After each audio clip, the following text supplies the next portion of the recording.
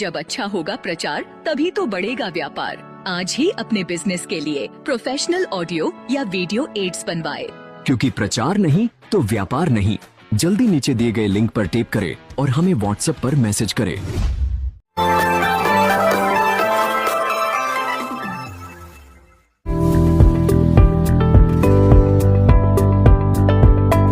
इस कार्यक्रम के प्रायोजक है the stone evolution, natural manufacturer Kishan Lal Lohar, Nitesh Lohar, stone carving, stone wall cladding, stone jali, new Britty international school, Sukher, Udaipur, Rajasthan.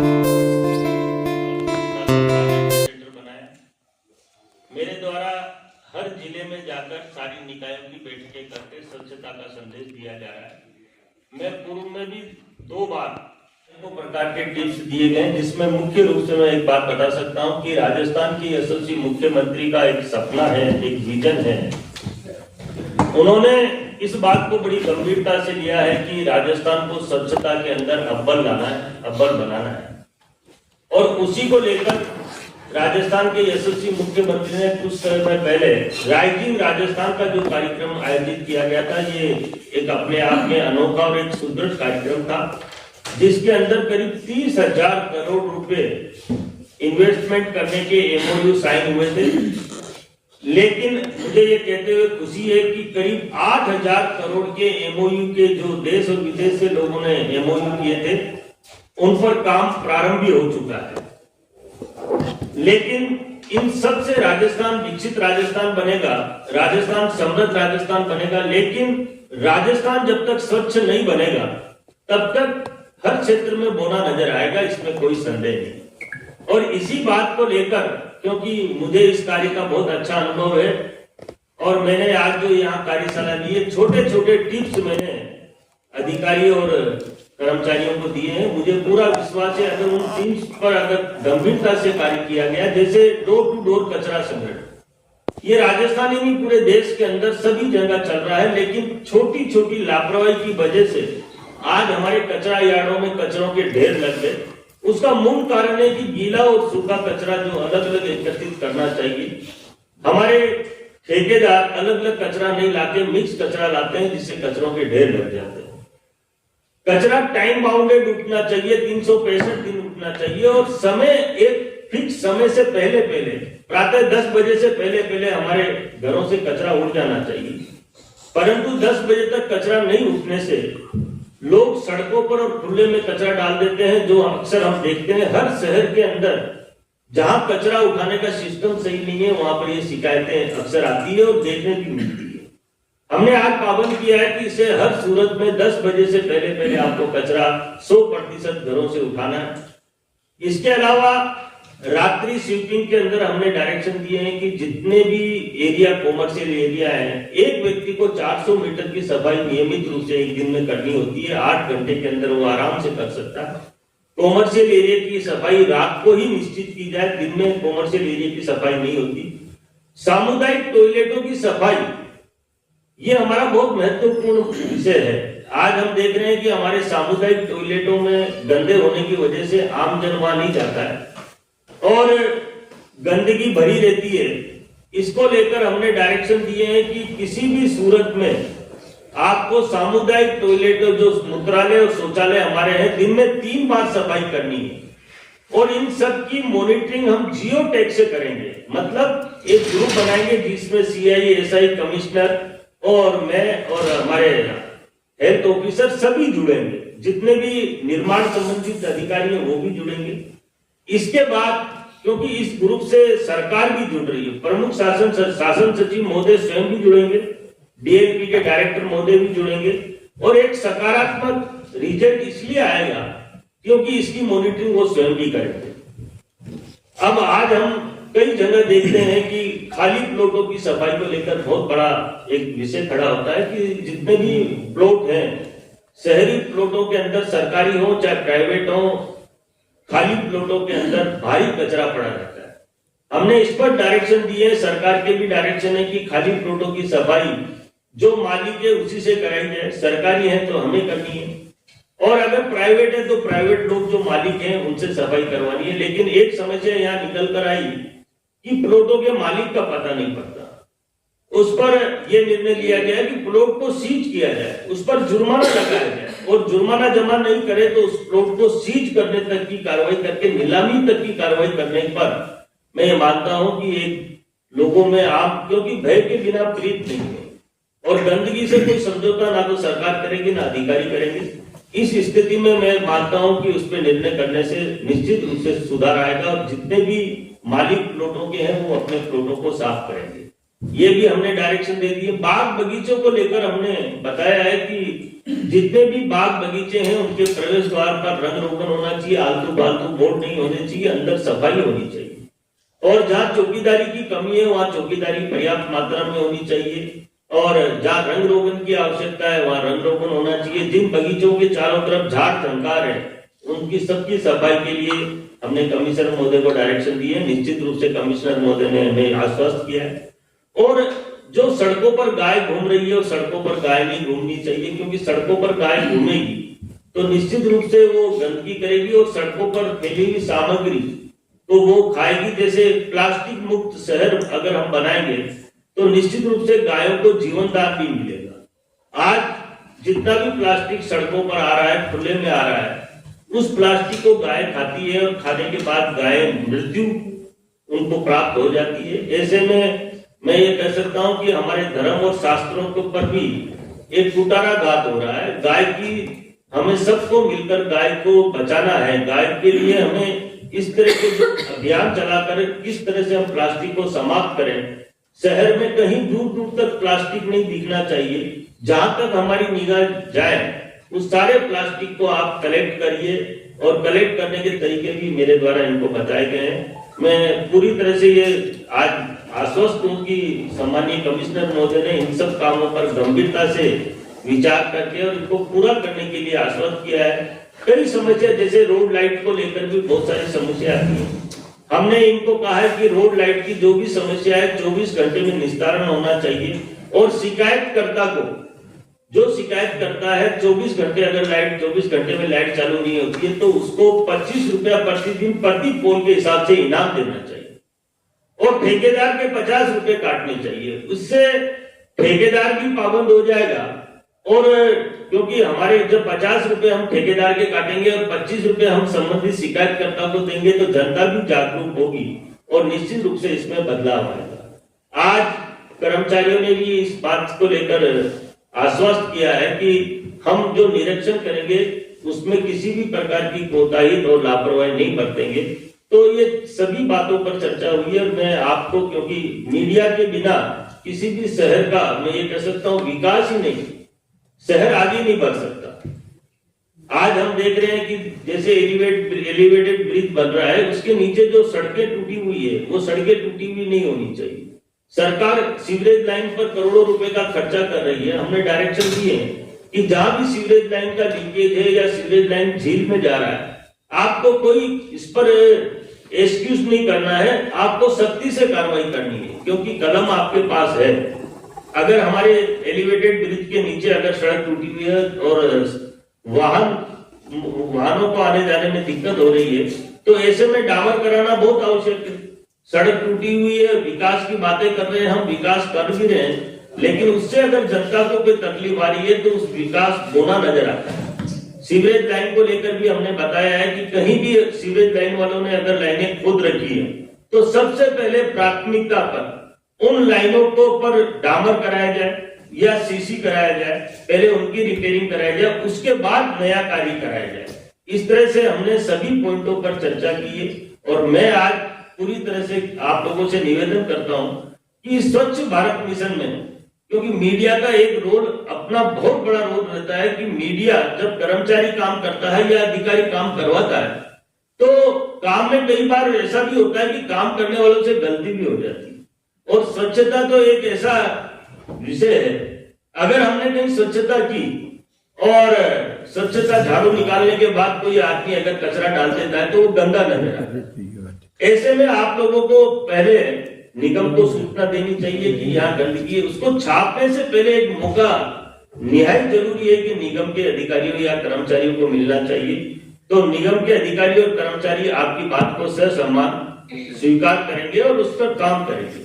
मैं आज की इस कार्यशाला को आयोजित करने के बाद पूरी तरह से आश्वस्त हूँ और आपको विश्वास दिला सकता हूँ कि कल से आने वाले समय से बहुत जल्दी गीला और सूखा कचरा अलग अलग आएगा, कहीं प्लास्टिक नजर नहीं आएगा, कहीं सड़कों पर गाय घूमती हुई नजर नहीं आएगी और हमारे खाली प्लॉट बिल्कुल साफ चकाचक नजर आएंगे और बाग बगीचे जिनकी दिशा दशा मुझे बोलना नहीं चाहिए, लेकिन हाँ जो है वो है। हमने कुछ बगीचे अच्छे बना दिए, लेकिन जो बगीचे अच्छे नहीं बने उनको निश्चित रूप से आज कमिश्नर साहब ने मुझे आश्वस्त किया कि बहुत जल्दी हम इन बगीचों को भी सुंदर बना देंगे। इस तरह से स्वच्छ भारत मिशन की आज की ये कार्यशाला मैं मानता हूँ कि पूरी सफलता के चरम सीमा पर है। निश्चित रूप से इसमें शहर की जनता को भी लाभ होगा और स्वच्छ भारत मिशन के अंदर उदयपुर एक नया कीर्तिमान हासिल करेगा। सर मेरा एक प्रश्न है और बताना चाहूंगी कि अपन बात कर रहे हैं घर घर से जो कचरा संग्रहण की जो गाड़ियां आती है उसमें जो लोग बैठे होते हैं वो उन लोगों से जो कचरा फेंक रहे हैं उनसे बदतमीजी से पेश आते हैं, तो वो जो लोग हैं वो उस गाड़ी पे ना डालने की बजाय अपने आसपास में कहीं भी खुले में और इसमें डाल देते हैं, पहली बात। और दूसरी बात कि उदयपुर की कई ऐसे क्लब्स हैं जो कि खुद भी चाहते हैं कि उदयपुर एक प्लास्टिक मुक्त बने, सिटी बने और स्वच्छता के उसमें आगे जाए, तो क्या आप उन्हें भी अपने इस मिशन में साथ लेना चाहेंगे क्या? देखिए बहुत अच्छा सवाल आपने किया है। एक दिन पहले मैं इनका जवाब दूं, आपकी हर बात का हर व्यक्ति के जवाब दूंगा मैं। आपने बहुत अच्छा सवाल किया है। स्वच्छ भारत मिशन देश के यशस्वी प्रधानमंत्री जी ने जब 2 अक्टूबर 2014 को ऐलान किया था तो एक बात बड़े स्पष्ट शब्दों में कही कि हिंदुस्तान का 142 करोड़ की जनसंख्या में रहने वाला व्यक्ति अगर ये दृढ़ संकल्पित हो जाए कि मैं गंदगी नहीं करूंगा तो हिंदुस्तान को कोई गंदा कर ही नहीं सकता और हमारा हिंदुस्तान स्वच्छ बनेगा। स्वच्छता की ताकत क्या है मैडम? इसमें जन जन को ये जन आंदोलन विषय, ये किसी का व्यक्तिगत विषय नहीं। गरीब हो चाहे अमीर हो, बड़ा हो चाहे छोटा हो, नेता हो चाहे सरकारी अधिकारी हो, गंदगी किसको अच्छी लगती है? किसी को अच्छी नहीं लगती। सबको निगाहों से अच्छा देखना अच्छा लगता है। फिर सवाल ये उठता है कि गंदगी में हमारे देवी देवता जो हैं वो भी तो गंदगी से परहेज करते हैं। हमारे देवी देवताओं का भी तो विषय है कि स्वच्छता। जहां तक सवाल है आपका विषय बहुत अच्छा है। मेरी दोनों विषय की मैं प्रशंसा इसलिए करता हूं कि ये दोनों विषय बहुत गंभीर विषय है कि अगर हमारा कर्मचारी अगर किसी घर वाले से अभद्र व्यवहार करता है तो ये बिल्कुल भी अशोभनीय तो है ही है, लेकिन उस पर कार्रवाई भी होनी चाहिए और ये मैं आज सूचित भी कर दूंगा। जहां तक सवाल है आपने कहा कि कोई भी एजेंसी हो अगर वो प्लास्टिक के अंदर सहयोग करना चाहती है, प्लास्टिक को संग्रहण करने में या सड़कों पे प्लास्टिक फैला हुआ है उस पर अगर काम करना चाहती है तो मैं उसका स्वागत करता हूं, उसको आना चाहिए और निश्चित रूप से निगम को भी हम डायरेक्शन देंगे कि ऐसे लोगों को अपने साथ जोड़े। अब आप इसमें ये कह रहा था सर कि जो डोर टू डोर कलेक्शन कर रहा है गाड़ी, उस गाड़ी में हमें पहले ये बताया गया था जो असिस्टेंट है वो घर के बाहर रखा हुआ कंटेनर का कचरा उठा के उस पर डालेगा कंटेनर में, वो तो सिस्टम है ही नहीं, असिस्टेंट तो दिखता ही नहीं है। देखिए मैं यहाँ आपकी बात काट नहीं रहा हूँ, लेकिन एक बात क्योंकि मेरा अनुभव जो है मैं आपको बता दूं कि मैं इसमें 365 दिन काम करता हूँ स्वच्छता में और राजस्थान ही नहीं देश और दुनिया में भी मैंने जाकर और 50 देशों को विदेशों को मैंने स्वच्छता के लिए संबोधित किया है। भारत सरकार ने मुझे बहुत सारी जिम्मेदारी दी। राजस्थान सरकार निरंतर ग्रामीण क्षेत्र का भी मैं स्वच्छ भारत मिशन का कोऑर्डिनेटर हूँ और अभी ये ब्रांड एम्बेसडर। देखिए ताली दोनों हाथ से बजेगी, इसमें आप कोई संदेह करने की। कचरा मैं ये कहता हूं कि अगर आप देखिए कचरा उठाने वाली गाड़ी जो प्राइवेट गाड़ी है, प्राइवेट लोग हैं, हम कम से कम इतना जरूर देखिए अगर हम सहयोग नहीं करेंगे तो शहर हमारा स्वच्छ नहीं बनेगा। मैं उस कंडीशन में बता रहा हूँ सर जो वर्किंग वुमेन्स हैं वो मॉर्निंग में अपने 9 बजे घर छोड़ देती है। नहीं उनके लिए हाँ एग्जैक्टली अगर वो बाहर रख के जा रही है डस्टबिन तो कम एग्जैक्टली उसका मैं समर्थन करता हूँ और वो होना चाहिए। वो अगर नहीं है तो उसको चालू कराएंगे।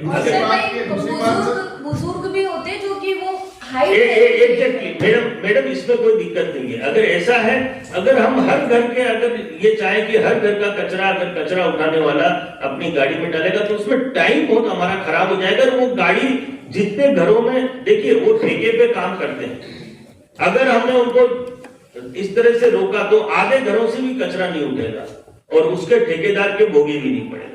इसलिए जो घर ऐसे हैं जहां पर ये तकलीफ है, आपने तो तकलीफ बताइए, 100% उन घरों से उनके अंदर जो असिस्टेंट होता है उसको कचरा उठाना चाहिए और ये उठाएगा ये हम वो ठेका ले रहा है ना सर, वो असिस्टेंट का भी पैसा ले रहा है सरकार से, असिस्टेंट रख नहीं रहा वो, तो ये भी इसके अंदर लीकेज है। देखिए अभी जो मॉनिटरिंग हम करेंगे वो जियो टैग से मॉनिटरिंग करेंगे और जियो टैग के फोटो आएंगे, उसमें गाड़ी और गाड़ी का असिस्टेंट का भी, ड्राइवर का और उसका फोटो आएगा।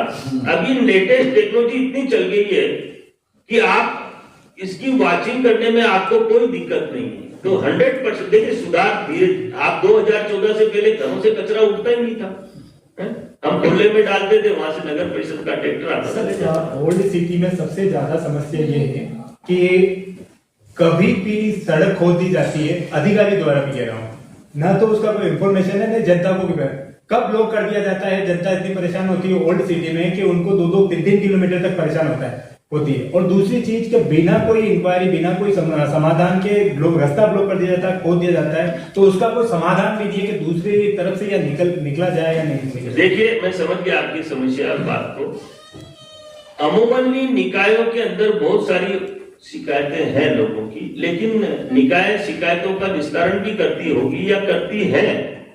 लेकिन जहां तक सवाल है कि अभी हमने आज एक डायरेक्शन दिया है, आपको बता दूं, पूरे शहर के अंदर ये होर्डिंग लगेंगे, पूरे शहर के अंदर जगह जगह होर्डिंग लगेंगे और उसमें माननीय प्रधानमंत्री जी और मुख्यमंत्री जी का फोटो होगा। इन होर्डिंगों में एक शिकायत कक्ष का नंबर भी होगा जो होर्डिंग पे लगेगा और इसकी मॉनिटरिंग भी राजस्थान सरकार स्वयं भी कर रही है। इसमें शासन सचिव महोदय स्वयं भी जुड़ेंगे। ये होर्डिंग कोई 1-2 होर्डिंग नहीं लगेंगे, इस शहर में 20-25, जिसमें प्रधानमंत्री जी, मुख्यमंत्री जी और शिकायत कक्ष का नंबर। आपने इस शिकायत कक्ष में जो भी शिकायत दर्ज कराएंगे उसका निस्तारण तुरंत होना ही होना है। हो सकता है इस क्रिया को करने, मतलब संपादन करने में थोड़ा समय लग जाए, लेकिन ये क्रिया इनको करनी पड़ेगी क्योंकि ये डायरेक्शन राजस्थान के मुख्यमंत्री के, ये किसी, अब मुख्यमंत्री की कोई बात नहीं माने तो वो आपकी और हमारी क्या माने, और ये मानना कंपलसरी है। ये होर्डिंग के हमने इनको सैंपल दे दिए और ये होर्डिंग शहर में कल से लगने चालू हो जाएंगे, तो निश्चित रूप से बदलाव है। दूसरा है कि हम गायक पर बात करते हैं, लेकिन श्वानों की समस्या सबसे ज्यादा ओल्ड सिटी में, उसको लेकर क्या आगे के देखिए, क्योंकि मैं इसलिए पूछ रहा हूँ आगे का कारण कि सुबह बच्चे इतने फास्ट निकलते हैं क्योंकि जल्दी में जाना होता है, क्योंकि आज के दौर में सब फास्ट है। तो उस दरमियान ऑन रोड सिटी की हालत तो आप सबके सामने है, पता ही है कि किस तरह की रोडें हैं और किस तरह से अगर गलती से वहां पर गीला हो गया तो हल्का सा ब्रेक मारने पर वहां पर स्लिपन हो जाता है। उसी दरमियान वो जो रास्ते पे बैठे हुए श्वान उनके पीछे पड़ते हैं और इस तरह से चोटिल होते हैं वो बच्चे, उसको लेकर अभी तक मैं आपको एक बात बता दूं, ये विषय हमारे पास था नहीं पहले, इस विषय पे चर्चा नहीं, लेकिन आपका ये विषय मैं निगम में अभी पहुंचा दूं। हम आज की जो मिनट्स ऑफ मीटिंग में इस सब्जेक्ट को भी ले लेंगे कि इस तरह की समस्या शहर के अंदर, और मेरा नंबर आप लोगों के पास है। देखिए मैं तो आपको एक बात बड़े स्पष्ट शब्दों में कह दूं, हम हमारे प्रयासों में कहीं कोई कमी या कोई कोताही नहीं बरतेंगे। आप जो भी शहर का व्यक्ति समस्या बताएगा, ये पहली बैठक है और ये कैसे संपादित हुई मुझे कहना नहीं चाहिए। इस बैठक के कुछ न कुछ रिजल्ट अवश्य आएंगे, क्योंकि ये बैठक सरकार से जुड़ी हुई बैठक है। सरकार ने मुझे इसलिए ऑथराइज किया है कि शहर सुंदर बनने चाहिए, शहर में रहने वाले लोगों को तकलीफ नहीं आनी चाहिए, और ये सरकार की जिम्मेदारी भी है। देखिए कोई सरकार ऐसा, मैं अभी बोल रहा था एलिवेटेड ब्रिज के नीचे, आप देखिए किस तरह से लोग ट्रैफिक बाधित हो रहा है। हम ब्रिज बना रहे हैं, सरकार का 200 करोड़ रुपया खर्च कर रहे हैं। सरकार इसलिए खर्च कर रही है कि जनता को राहत मिले, लेकिन सरकार 2 साल में ढाप जाती है। हमारे विकास का काम जब तक पूरा होता है ना, वो कहीं न कहीं लापरवाही है। इसी तरह से सीवरेज क्या है, सीवरेज में कितना करोड़ रुपया खर्च हुआ। अगर अधिकारी सख्ती से काम करे तो मजा ले, सीवरेज लाइन लीक हो जाए, पानी खुले में आ जाए। सर इसके पीछे किसी की जिम्मेदारी तो तय होनी चाहिए ना। नहीं, जिम्मेदारी है, वो उस पर डोल देता है, वो उस पर डोल देता है। देखिए अब समय धीरे धीरे बदल अच्छा, रहा है। दूसरा मैं कह रहा हूँ कि आप कह रहे हैं कि मीडिया पे बहुत बड़ी ताकत है, मीडिया तो रोज उसके फोटो भी छापता है। अभी भी आप अगर मेरे साथ चलो तो मैं आपको इतने कचरे के ढेर बता सकता हूँ जिनकी खबरें कई बार छप चुकी है, लेकिन अधिकारी ध्यान नहीं देते। तो पीछे देखिए, अरे इसकी अब- जिम्मेदारी तो तय अब- करेगा बड़ी नहीं पोस्ट करेगा। कॉलोनी में कचरे का ढेर पड़ा हुआ मैं आपको आज खाली बातें करने से तो स्वच्छ होगा नहीं उदयपुर। देखिए, मेरा काम मैं बड़ी ईमानदारी से कर रहा हूँ, वो अपना काम कर रहे हैं। अगर किसी की भी कोई लापरवाही है तो उसको हमारा काम है सरकार तक पहुंचाना, उसमें कोई लापरवाही नहीं होगी। सर, पहली बात- बात। सर दूसरी बात, जिम्मेदारी वाली आ रही, जिम्मेदारी किसकी? नहीं, जिम्मेदारी तो अधिकारियों की है। और किसी- हाँ, तो वो कहाँ निभाते हैं वो तो मैं कह रहा हूँ। नहीं, ऐसा ऐसा कोई नहीं एक्शन होता ही नहीं है, इसलिए वो खुली दादागिरी कर रहा है। नहीं, देखिए, सर सुनिए, एक वो चित्रकूट नगर में पत्रकार कॉलोनी है, हम दुनिया की खबरें छापते हैं। पत्रकार कॉलोनी सामने खुले में सोच हो रहा है। बरसों से खुले में सोच होता है। हम इतनी गंदगी के ढेर पड़े, किसी बस्ती फोटो में- छाप चुके हैं, बात कर चुके हैं, फिर भी किसी को लेने नहीं। और सर पत्रकार दूसरा कॉलोनी जो अपना रोडवेज बस स्टैंड है, उसके वहाँ जो वो रोड है, वहाँ पर पूरा कच्ची जो एक नई कच्ची बस्ती बनी नई है। कच्ची बस्ती सर, वहाँ पे रोज जाना, रात को अगर आप जाके देखेंगे, कई मैं आपको रील्स बता देती हूँ, उसमें इतनी गंदी तरह से वो लड़ाई करते हैं, एक दूसरे को खूना खून कर देते हैं, परंतु वहाँ पर आज तक कोई एक्शन नहीं हुआ। हर जगह कच्ची बस्तियां बनती जा रही है सर, रोड के किनारों पे। नहीं, देखिए, मेरा जो विषय है वो थोड़ा सा अलग विषय है। सर वही तो गंदगी करते हैं, वही तो गंदगी फैलाते हैं। ये सारी बातें गंदगी समेटते हैं उसी पे। हैं? गंदगी समेटने वाले लोग हैं वो। कर रहे हैं सर, वो कच्ची बस्ती नहीं, वाले। नहीं, खुले में स्वच्छता का ही तो पार्ट है सर। देखिए, नहीं, स्वच्छता का पार्ट है, लेकिन कच्ची बस्तियां बस गई। हाँ, पार्ट सारा आपका जैसे शहर के हर चीज स्वच्छता से जुड़ी हुई है। आप समझे ना मेरा मतलब? स्वच्छता से कोई विषय ऐसा है कि शहर का जो नहीं जुड़ा हुआ है, चाहे आप जल देख लो, चाहे आप पर्यावरण देख लो, ये भी स्वच्छता के पार्ट है।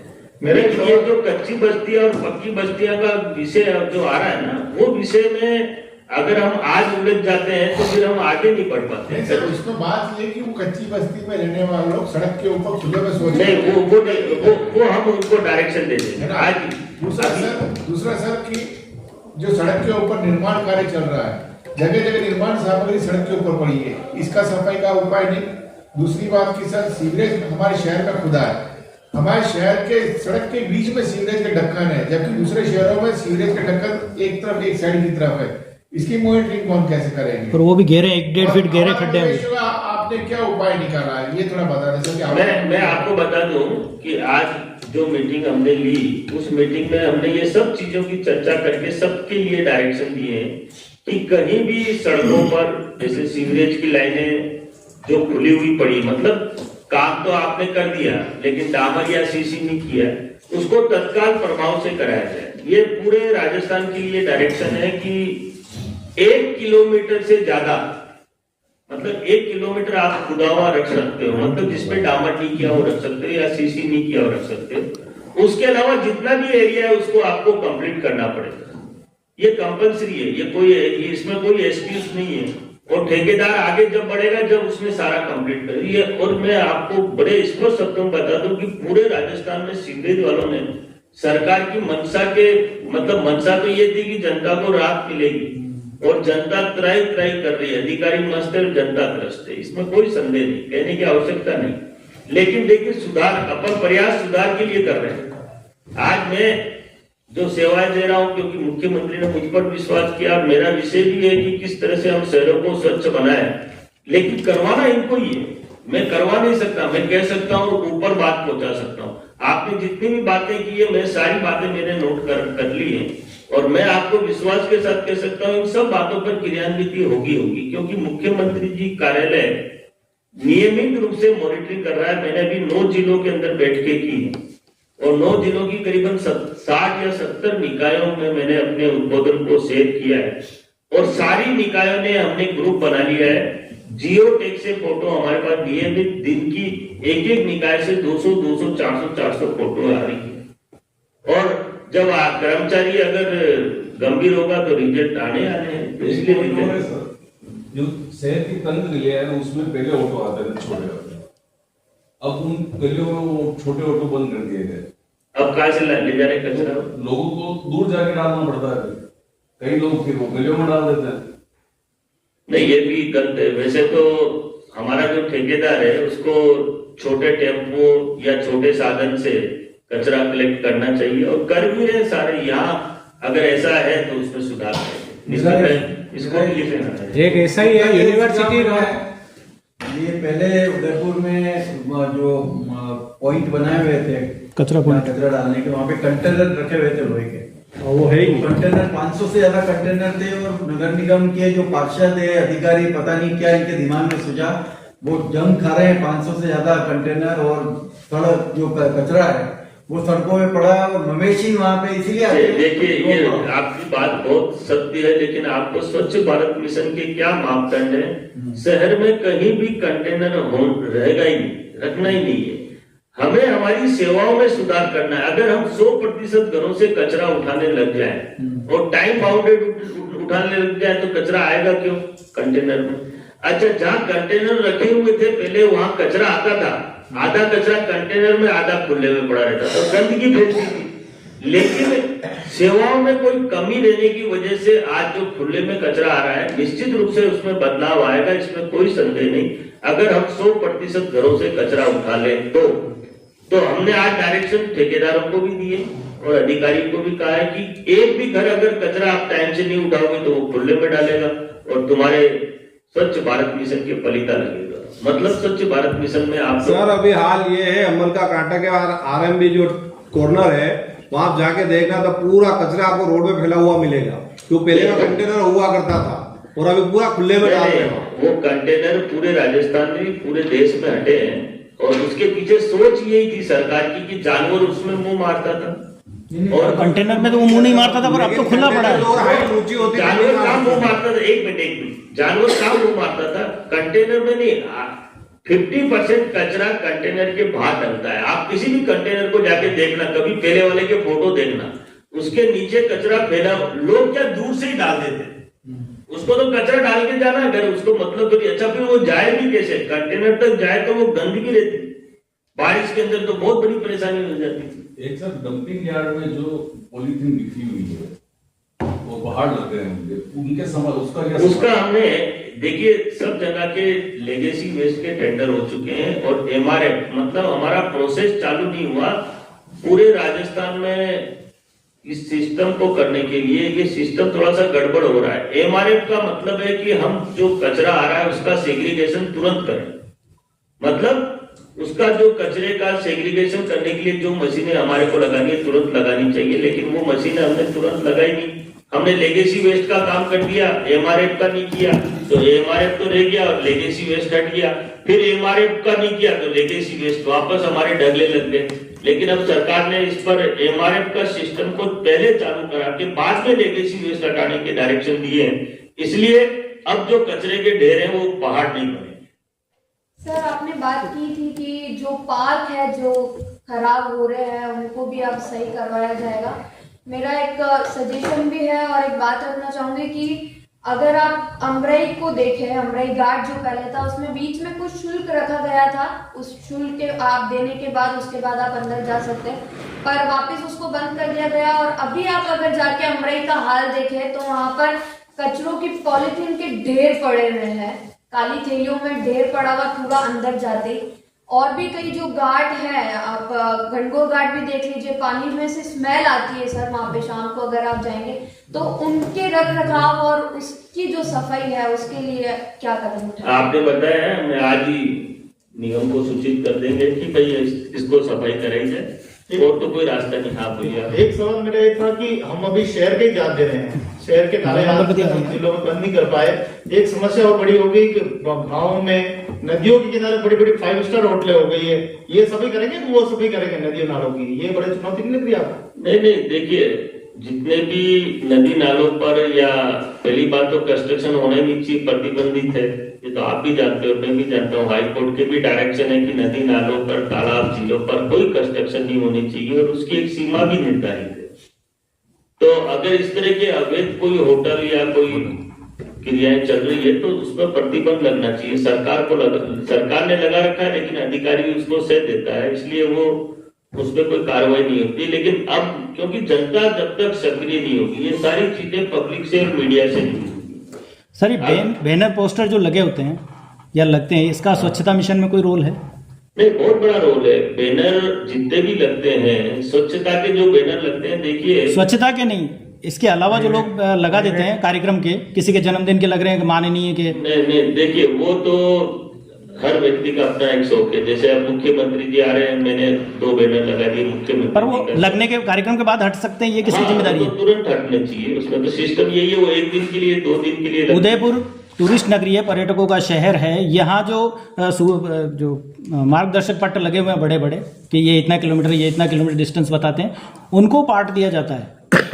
और हालात ये हैं कि 10 दिन बाद, 20 दिन बाद और महीने बाद और कई तो अभी भी आपको मिल जाएंगे। तो ये जिम्मेदारी किसकी, निगम की है या किसी और की है? अच्छी बात है, निगम की है। उसको हम अभी सजेस्ट करेंगे कि भाई इसमें ऐसा नहीं होना चाहिए। इसमें किसी छात्र नेता ने एक पोस्टर लगाया था, तो उसको निगम की तरफ से एक नोटिस देने का बताया गया था कि भैया आप अपना पोस्टर हटा लीजिए, आपको नहीं तो हम कानूनी कार्रवाई करेंगे। तो अभी जो बड़े बड़े माननीयों के पोस्टर लगते हैं कि भाई उनका स्वागत किया गया, अच्छी बातें करना चाहिए, मगर करने के बाद तो हटवाएं, ये जिम्मेदारी निगम तय कब करेगा? आपने पूर्व में एक मुद्दा उठाया था कि सेंट्रल का कुछ पैसा स्वच्छता के नाम से आया था और वो शायद आपने उस पर सरकारों को लेटर भी लिखा था कि वो कहीं खर्च होता हुआ दिखा नहीं था।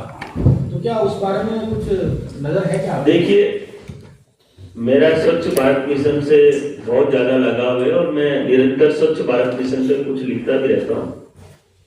पूर्व में मैंने बहुत सारे लेटर, केवल ये नहीं कि राजस्थान के लिए, पूरे देश के लिए मैं सजेशन माननीय प्रधानमंत्री जी को, माननीय हमारे जो केंद्रीय मंत्री है भारत सरकार के, राजस्थान सरकार के, निरंतर लिखता रहता हूँ।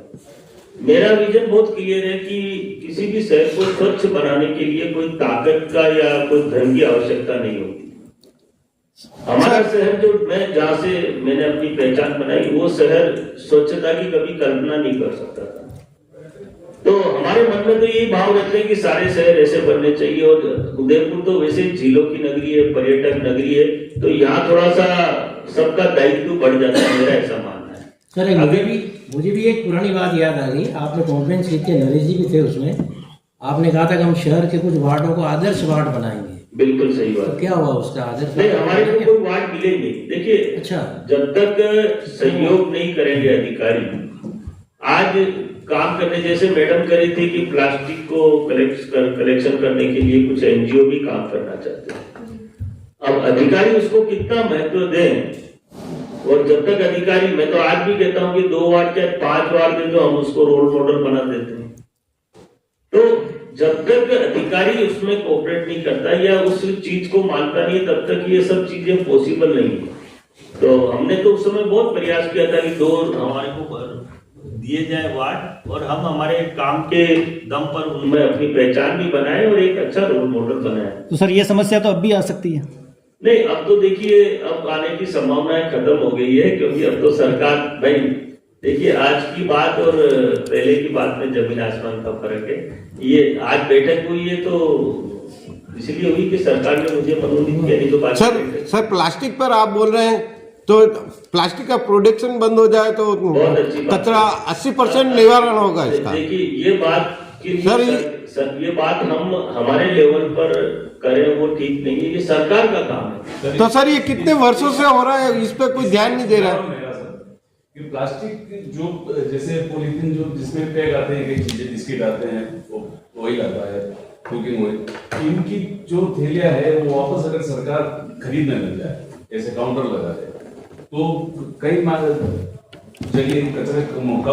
बहुत अच्छी बात कही आपने। मैं ग्रामीण का कोऑर्डिनेटर हूँ सरकार का, और मैंने उदयपुर में भी बैठक ली थी। उस बैठक में मैंने यही कहा था कि हर गांव में, और हमने ये प्रयास भी किया है, प्रयास में हमने हकीकत में करके भी दिखाया कि हर घर में एक कट्टा जो सीमेंट का होता है वो खाली को प्लास्टिक घर बना ले और हर घर में टांगे। देखिए, आज अखबार बाजार में बिकता है, सब जानते हैं, अखबार सड़कों पे नहीं मिलेगा, क्योंकि मिलता है प्लास्टिक इसलिए सड़कों पे मिल रहा है कि वो उसको खरीदार नहीं मिल रहा है। खरीदार इसलिए नहीं मिल रहा है कि ये क्वांटिटी में, ये रिसाइकलिंग होता है। आप मुझे बताओ, चलिए शहर के अंदर जिस दिन प्लास्टिक कलेक्ट होने लग जाएगा, मतलब लोग आप कलेक्शन करने लग जाएंगे पूरे प्लास्टिक का, तो ये ऑटोमेटिकली बिकने लग जाएगा। इसको खरीदने वाले लोग अपने आप ही चले जाएंगे। लेकिन इसको कलेक्शन क्या, जैसे अब 4 थैली अगर किसी ने कलेक्शन कर ली, या आधा किलो बहुत प्लास्टिक हो जाता है, आधा किलो में कितनी थैली आ जाती है, आप कल्पना करो। तो प्लास्टिक जब तक कलेक्शन नहीं होगा तब तक बिक नहीं सकता, रिसाइकलिंग हो नहीं सकता, क्योंकि इसको कलेक्शन करने का भी तो खर्चा लगेगा ना, गाड़ी घर घर जाएगी और गाड़ी को अगर 5 किलो प्लास्टिक नहीं मिला तो गाड़ी का डीजल ही मादे पड़ जाएगा। शुरुआत नहीं, इस पे बहुत काम किया हमने, लेकिन सक्सेस नहीं हो पाई। ईमानदारी की बात तो ये हमने गाँव एक पॉइंट और था सर, आपने जो ये नंबर दिया है शिकायत के, जो बैनर लगाने की बात कर रहे हैं आप, इस शिकायत में जब तक उपभोक्ता संतुष्ट नहीं हो तब तक शिकायत बंद नहीं होनी चाहिए। नहीं, उसमें आपने यही डायरेक्शन ली है। ये शिकायत नंबर की आप ये बात मान के चलिए कि इस पर कार्रवाई गंभीरता से होगी। मैं तो ये विश्वास दिला सकता हूँ, क्योंकि ये मॉनिटरिंग मैं नहीं, सरकार मॉनिटरिंग करेगी। कई बार जैसे एम्प्लॉय या ठेकेदार बोल देता है हो गई शिकायत दूर और वो बंद हो जाती है। नहीं, अभी क्या है देखिए, अभी आपको बता दो, जो ये ग्रुप बनेगा, यहाँ पर जितने भी अभी मीटिंग में उपस्थित थे, उस ग्रुप से हमारी सरकार जुड़ेगी। हमारे जो शासन सचिव है रवि जैन साहब, अभी आप मेरे पास आओगे, मैं आपको ग्रुप दिखाता हूँ, 15, 20, 25, 50 जितने भी देखने, सभी ग्रुपों में राजस्थान सरकार जुड़ी हुई है और वो मॉनिटरिंग कर रही है। फिर भी काम नहीं हुआ तो फिर तो कोई काम हो ही नहीं सकता। मैं तो ये मानता हूँ। सर उदयपुर प्लास्टिक मुक्त कब होगा? ये तो सर ये कर्मचारी जाने। अगर मैं यहाँ का होता ना, मैं आज आपको जवाब देके जाता हूँ, 100% करके दिखाता। मतलब आप समझिए, यहाँ मुझे मोटिवेशनल स्पीच देनी है, इनको तैयार करना है। मैं कुछ खुद स्वयं कुछ नहीं कर सकता, लेकिन मैं इनको जिस तरह से मैंने गाइड किया है। देखिए, एक चीज मैं बता दूं कि शहर में गंदगी किसी भी अधिकारी कर्मचारी को अच्छी नहीं लगती है। कि आप ये सोचो कि उनका ये पार्ट भी है और उनको भी इस बात को लेकर वो गंभीर है। ऐसा नहीं है कि बिल्कुल ही हमने ये मान लें कि ये काम ही नहीं करने हैं, ऐसा मत सोचो। और कब तक होगा ये तो मैं आज नहीं कह सकता, लेकिन निश्चित रूप से होगा। एक समस्या कई बार एक्सेस हो जाती है कचरा भरने की वजह से, और ये गाड़ी थोड़ी फास्ट चला लेती है तो ये कचरा उड़ के वापस रोड पे भी गिर जाता है। तो थोड़ा सा इनको एक डायरेक्शन, बहुत बढ़िया बात है, इसमें हम सजेस्ट करते हैं। गाड़ी से भी कचरा उड़, मेरा एक सजेशन है सर, जो सरकारी निर्माण कार्य चल रहे हैं 2015 से काम कर रहा हूँ, मैंने देखा है कि शहरों में क्या क्या आवश्यकता है और कहाँ कहाँ लापरवाही है और उसको कैसे सुधारा जा सकता है। आज हालांकि ये कहते हुए मुझे बड़ा गर्व है कि काम सब तरह से चल रहा है, लेकिन उसमें कुछ सिस्टम को बदलने की आवश्यकता है।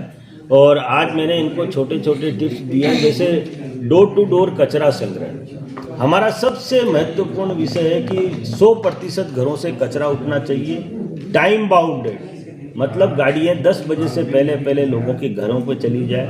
और 365 दिन कॉमर्शियल एरिया में हमारी गाड़ियाँ शाम को जाए, मतलब 7 बजे बाद जब दुकानदार बंद करता है दुकान, उस टाइम पर हमारी कॉमर्शियल एरिया के अंदर जाए। और कचरा अगर हम गीला और सूखा अलग अलग नहीं उठाएंगे तो कचरों के ढेर हमारे कचरा यार्डों में लग जाएंगे। ये भी हमने डायरेक्शन दिए हैं कि गीला और सूखा अलग अलग कचरा उठाया जाए। उनको आईईसी की एक्टिविटीज़ के माध्यम से माताओं और बहनों को प्रेरित किया जाए, जिससे गीला और सूखा कचरा अलग अलग आए। प्लास्टिक जो चारों तरफ फैला हुआ है, इस प्लास्टिक पर प्रतिबंध लगे, इस पर नियमित रूप से छापा डालने की कार्रवाई की जाए। और सड़कों के पास जितना भी आँखों निगाहों से दिखता है, हमारी निगाहें जहाँ प्लास्टिक देख रही है वो प्लास्टिक हमें दिखना नहीं चाहिए। सारे प्लास्टिक को हम कलेक्ट करें और उसको कचरा यार्ड में पहुंचाएं।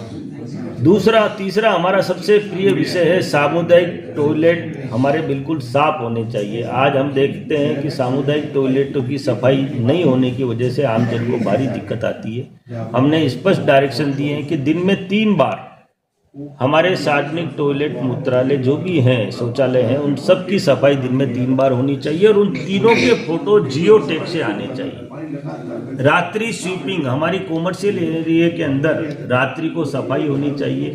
हमारी सड़कों पर लाइटें 365 दिन और 100% जलनी चाहिए। अगर कोई शिकायत दर्ज कराए तो तुरंत उस पर उसकी पालना होनी चाहिए। सड़कों पर गायें नहीं घूमनी चाहिए। हमारे बाग बगीचे, जो बार बार हम मीडिया में पढ़ते हैं कि बाग बगीचों में कुत्ते घूम रहे हैं, इस बात को लेकर शहर बहुत चिंतित है। मैंने माननीय कमिश्नर महोदय को डायरेक्शन दिए कि बाग बगीचे के अंदर रंग रोगन होना चाहिए, टूट फूट नहीं होनी चाहिए, झूले अच्छे होने चाहिए, फाउंटेन होना चाहिए। और कई बगीचों के चारों तरफ जो झाड़ झंकार है, जैसे गोवर्धन सागर बगीचे के चारों तरफ झाड़ियाँ लगी, मतलब लोग भयभीत रहते हैं कोई पशु पक्षी अंदर नहीं आ जाए जो डैमेज कर सकता हो। तो ऐसे में हमें बाग बगीचों की सुंदरता, अच्छी घास हो, जिससे लोग जाकर वहाँ बैठे मनोरंजन करें, बच्चे वहाँ पर आ जाएं। इसके अलावा भी हमने सड़कों की नालियाँ और सड़कों की स्थिति अच्छी होनी चाहिए। एलिवेटेड ब्रिज जो हमारा बन रहा है उसके नीचे सड़क अक्सर टूटी रहती है, तो उसको ठेकेदार को पाबंद किया जाए। ट्रैफिक हमारा व्यवस्थित चले। सीवरेज की लाइन को लेकर बार बार मीडिया में पढ़ते हैं कि सीवरेज का पानी झील में जा रहा है, सीवरेज का पानी सड़कों पे आ रहा है। इस चीज़ की पुनरावृत्ति नहीं होनी चाहिए और इस पर सख्ती से काम होना चाहिए। सड़कें अगर खुदी हुई है और सीवरेज लाइन वाला आगे बढ़ रहा है तो उसे रोककर पहले सड़कों की मरम्मत करवानी आवश्यक है, जिससे आम जन को राहत मिले। सरकार करोड़ों करोड़ों के बजट इस बात के लिए देती है कि जनता सुखी हो, जनता को आराम मिले, लेकिन छोटी छोटी लापरवाहियों के चलते हुए जनता हमारे कामों से खुश तो नहीं होती, बल्कि जनता हमारे कामों से परेशान होती है।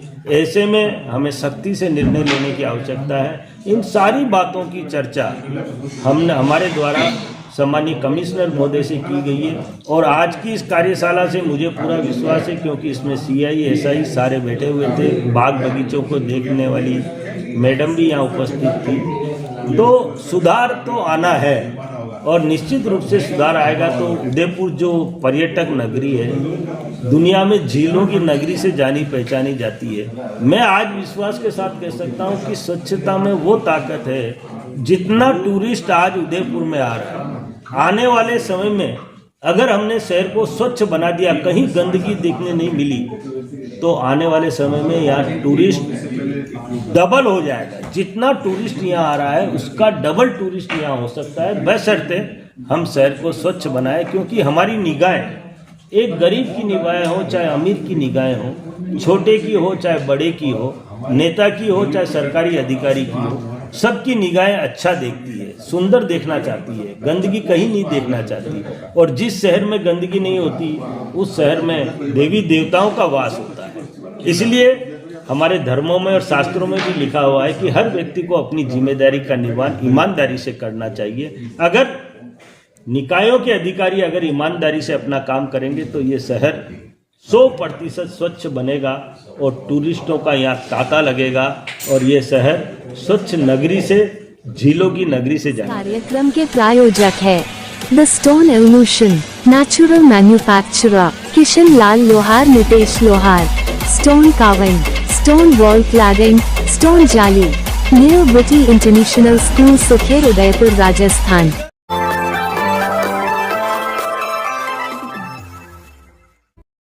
जब अच्छा होगा प्रचार तभी तो बढ़ेगा व्यापार। आज ही अपने बिजनेस के लिए प्रोफेशनल ऑडियो या वीडियो एड्स बनवाए। क्योंकि प्रचार नहीं तो व्यापार नहीं। जल्दी नीचे दिए गए लिंक पर टैप करें और हमें व्हाट्सएप पर मैसेज करें।